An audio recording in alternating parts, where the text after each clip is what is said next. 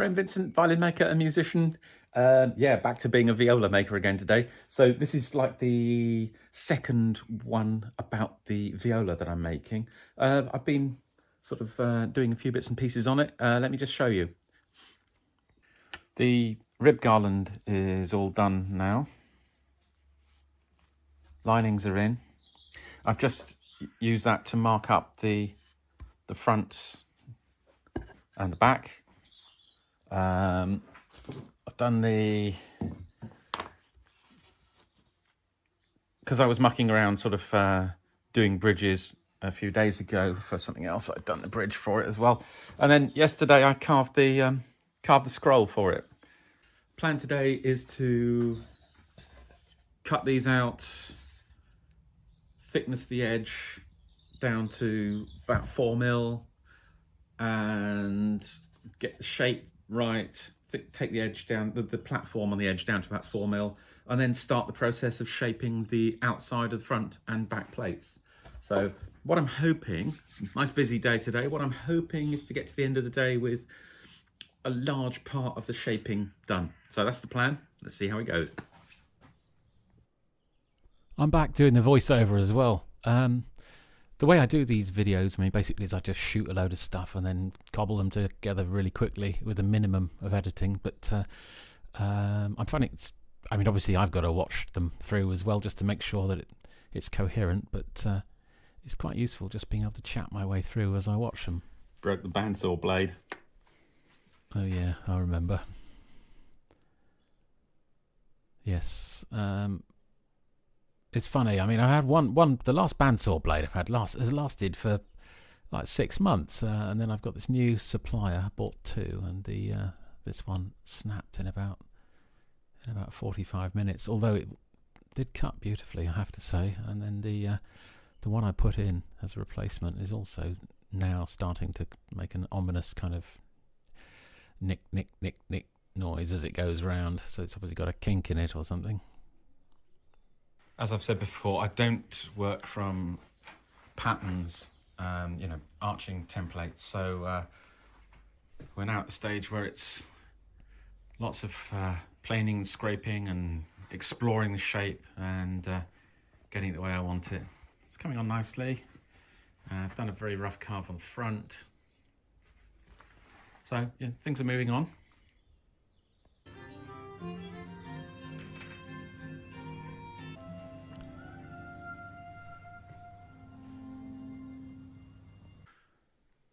Well, the carving's coming on nicely. I put the body of that Czech violin next to the viola.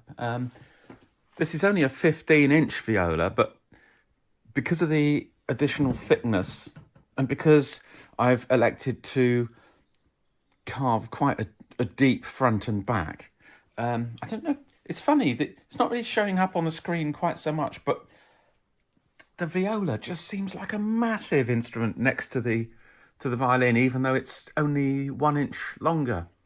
It's really quite surprising how much bigger it looks and feels.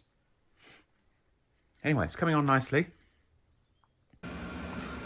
Yeah, I mean, honestly, side by side, in the flesh, so to speak, the difference is enormous. It hardly shows up at all on the screen. It is a bit odd.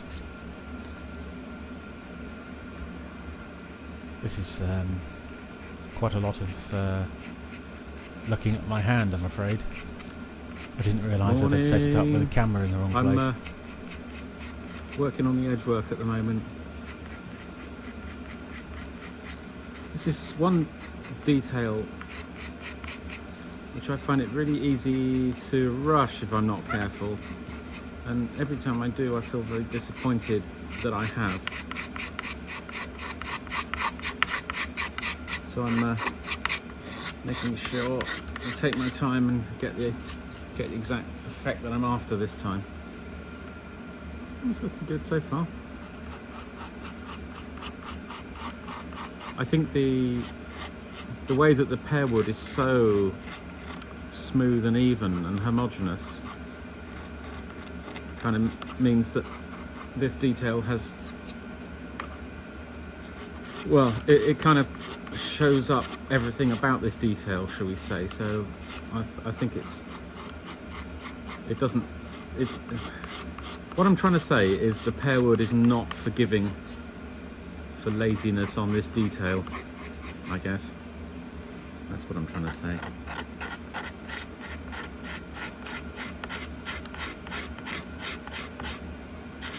Any slackness is going to be highlighted rather than hidden.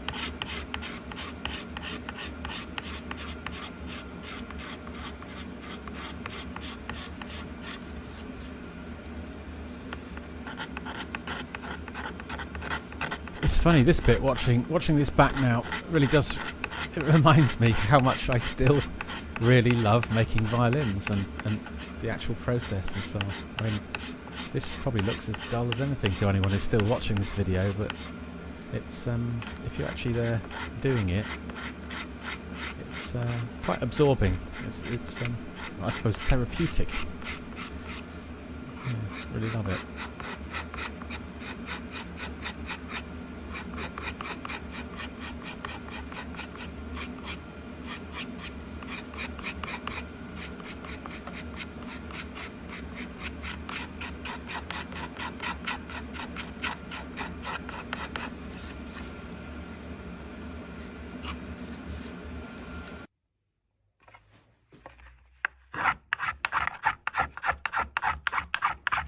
So I've moved over to carving out the inside of the back, actually carving it down to thickness.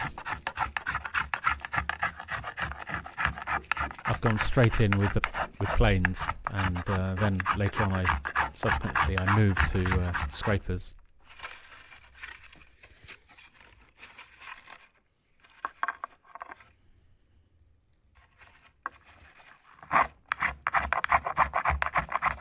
But you can see the shavings are flying. I mean, you can take a lot of material off with these thumb planes, and I'm using the sort of cork handle in my hand, so it's not my fingers doing most of the work. It's actually I'm pushing the plane with my palm, which makes it easier.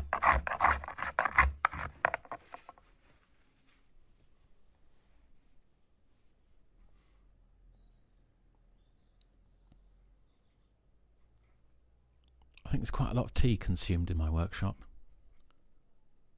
You'll notice that rather large mug sat there.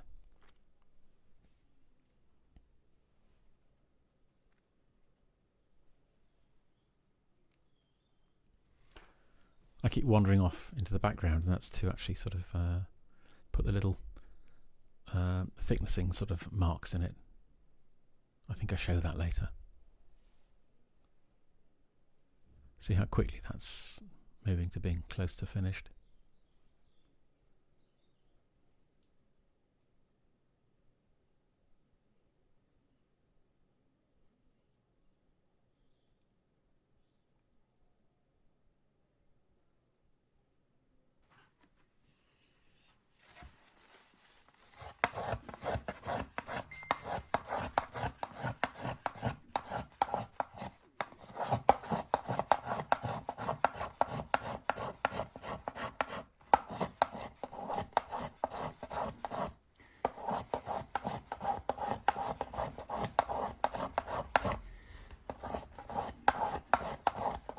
Well, the back's getting very close to thickness now. It's sort of, in the last 5 minutes, the way it's behaving and sounding as I work it has changed completely.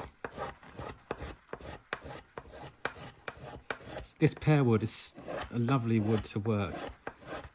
It's got a really good structure.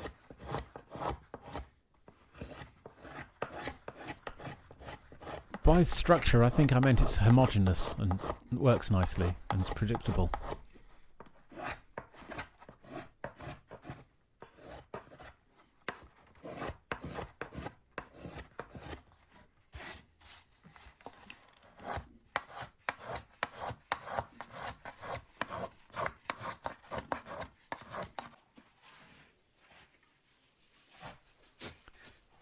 So this is my really basic little copy of Stradivarius's thickness marking machine. I mean, basically, it's got a little anvil underneath, which is, in my case, I've just got a piece of plywood with a drawing pin stuck in it, so that it's got a nice curved dome that presses against the already finished outer surface, and then that arm on the top, which has got a depth stop on the right hand there under my hand, has this screw coming through with a sharpened tip. So basically, you put little holes, little dents into the inside face, and you adjust the screw up and down to give a desired setting. In this case, I think I've got it set at about 2.5 millimeters, and it means you can mark up areas which still need something taken off, and very quickly and quite easily you can, by marking with this and then using a plane or a gauge or whatever, you can end up. I mean, the edge of this plate that I'm working on is 4 mil, and that's a lot thicker than the rest of it. I mean, most of it is going to be probably about 2.5 at the time. I think I'll probably I'm talking now. Scrape it from here. So close on most of it.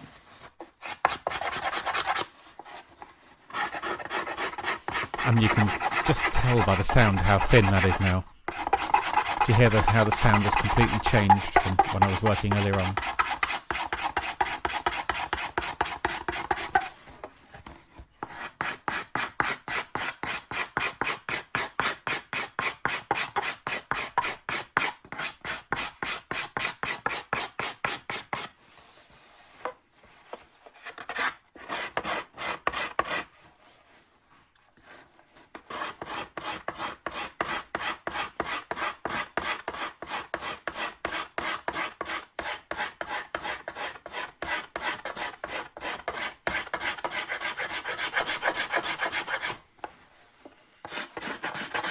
So I'm going to be thicknessing the back now. I mean, it's pretty much shaped, so I've just got to take out the inside. I'm going to do that largely with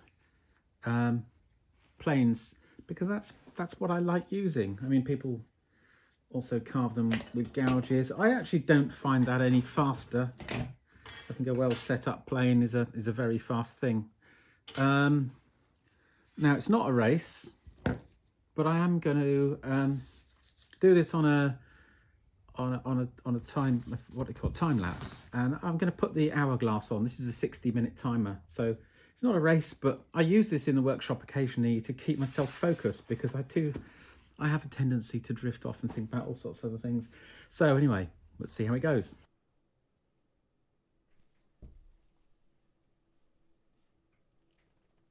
I wish the time lapse was a little bit slower. Actually, it's so fast.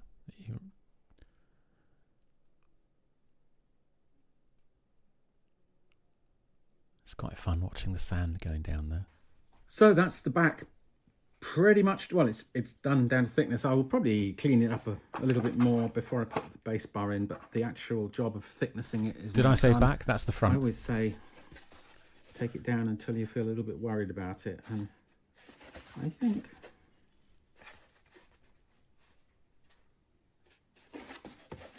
that's about right. Timing wise, how'd I do? Well, what do you reckon? Do you reckon?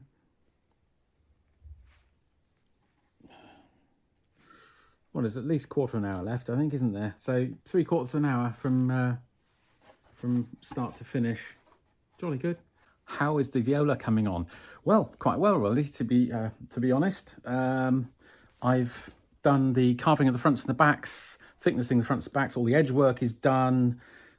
Well, square on the outside, but fundamentally it looks like that at the moment.